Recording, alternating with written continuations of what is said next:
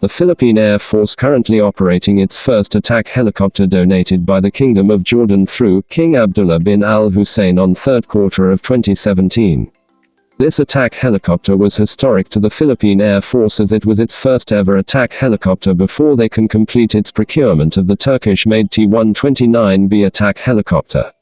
The transfer and acceptance of AH-1S Cobra attack helicopters from Jordan project has an allocated budget worth 158,204,428 Philippine peso for refurbishment and delivery given to multiple contractor.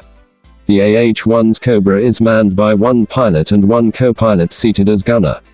The AH-1's Cobra has a length of 16.2 meters, rotor diameter of 13.4 meters, height of 4.12 meters, empty weight of 2,630 kg, with a maximum takeoff weight of 4,310 kg, powered by one Lycoming T53-L-13 turboshaft engine.